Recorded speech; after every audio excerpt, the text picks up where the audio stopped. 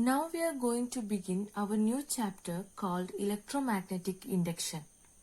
We have already seen that an electric current has the capability of producing magnetic field around it. The whole concept of electric current producing magnetism was discovered from Ørsted's experiment, and later on Ampere and many others established the fact that electricity and magnetism are interrelated. And we have also seen that a current carrying closed loop behaves like a magnetic dipole. Now in this chapter we are going to understand whether the converse is possible. And the answer to this is definitely yes, and it was discovered in the year 1830 by famous scientists Michael Faraday and Joseph Henry. They demonstrated through their experiments that electric current was induced in closed coils when the associated magnetic fields were changed. The phenomenon in which electric current is generated by varying magnetic fields is called electromagnetic induction. And this discovery later on led to various remarkable changes, such as the development of modern day generators and transformers. To understand the concept of electromagnetic induction, let us first go through the series of experiments carried out by Faraday and Henry. There were 3 experiments regarding electromagnetic induction, and the first experiment was to move a magnet towards a coil which is connected to a galvanometer. We know that galvanometer is the device that detects the presence of current, and here a coil is placed which is connected to a galvanometer. Now we are going to move the north pole of magnet towards this coil, and we find that the galvanometer shows deflection as we move the magnet. Let us also analyze the other observations that were also obtained in this experiment. The first point regarding the observations is, as we told, that when the north pole of a bar magnet is moved towards a coil, the galvanometer connected to the coil shows deflection in it, and this deflection indicates the presence of current. And when the same north pole of the magnet was pulled away from the coil, the galvanometer shows deflection in opposite direction. Therefore, the direction of motion of magnet decides the direction of current through the conductor. And in the place of north pole, when the south pole of the magnet was moved towards and away from the coil, the galvanometer shows deflection, and the deflection was opposite to that observed with the north pole. So by changing the pole of the magnet, the direction of current can be also changed. As the movement of the magnet was made faster, the galvanometer showed larger deflection. And also deflection in galvanometer was obtained by keeping the magnet stationary and by moving the coil. So moving coil and keeping magnet stationary, also a deflection was found, that means current was generated. From these observations, the conclusion that we obtain is that the relative motion between magnet and the coil is responsible for generation of current in the coil. Now coming to the second experiment regarding the electromagnetic induction, we are here just replacing the magnet that we used in the previous experiment by a current carrying coil, and it is named as C2. So as the current carrying coil C2 is moved towards and away from the coil C1, which is connected to the galvanometer, we can see a deflection in the galvanometer as per the motion of the coil C2. Similar to the first experiment, here also we can see that as we move forward the current carrying coil C2, there is a deflection in galvanometer, and the backward motion of the same coil brings a deflection in the galvanometer in the opposite direction. And also by keeping C2 fixed and C1 in motion, we also obtain galvanometer deflection, which shows the presence of current. And the conclusion that we obtain from this experiment is that the relative motion between the coils induces current here. Now in the third and the last experiment related to electromagnetic induction, we are using a switch in the second circuit that is connected to a battery. So in the first two experiments, there is relative motion between the magnet and the coil or between the two coils. But in this experiment, Faraday showed that the relative motion is not an absolute requirement. Here, both the coils are held stationary and the coil 1 is connected to galvanometer, and here coil 2 is having battery as well as a switch.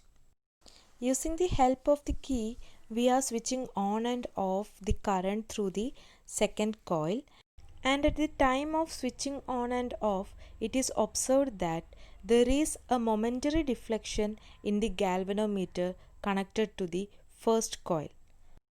And if we keep the key pressed or keep the circuit switched on, then there is no deflection.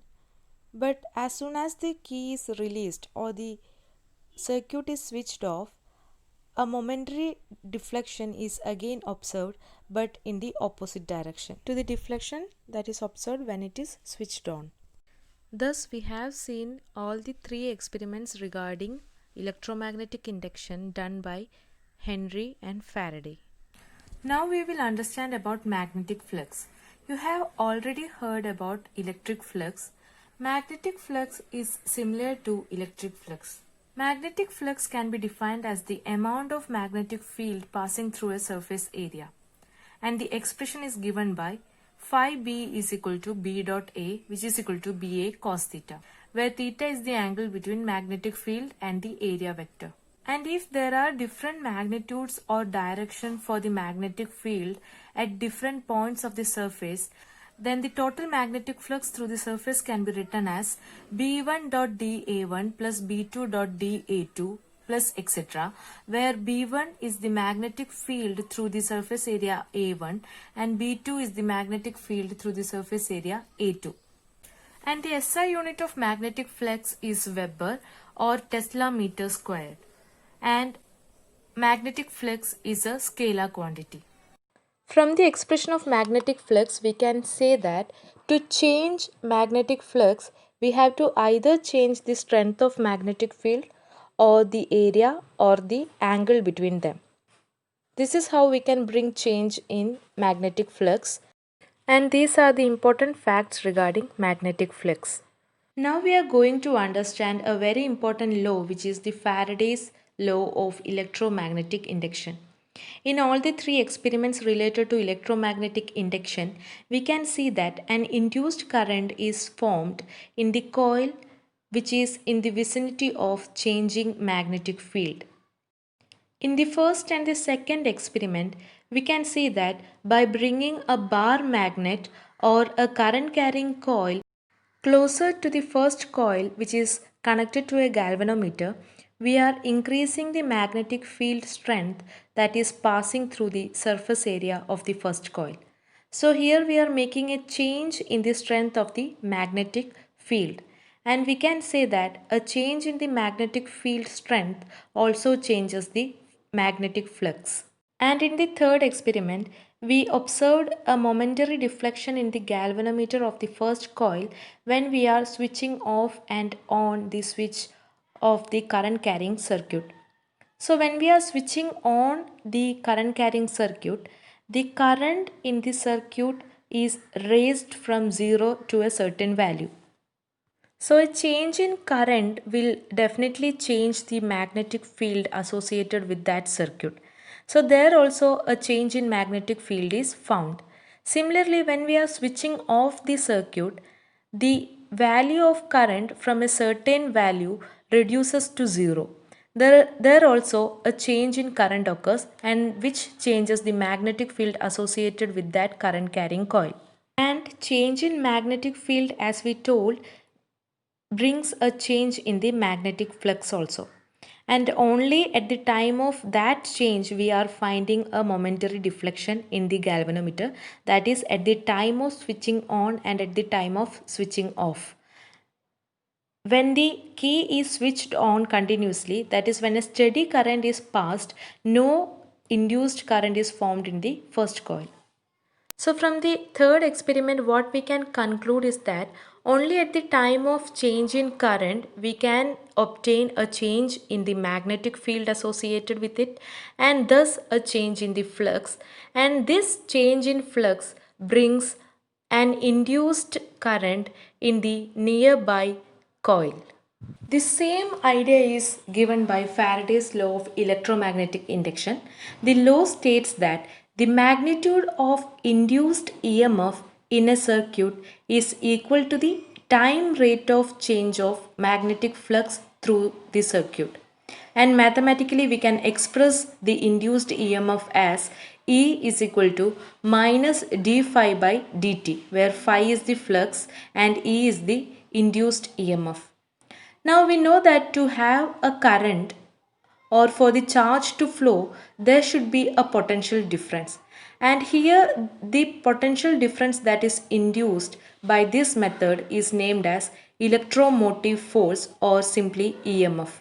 And thus the induced EMF in a circuit is equal to the time rate of change of magnetic flux through the circuit, and this is the Faraday's law of electromagnetic induction.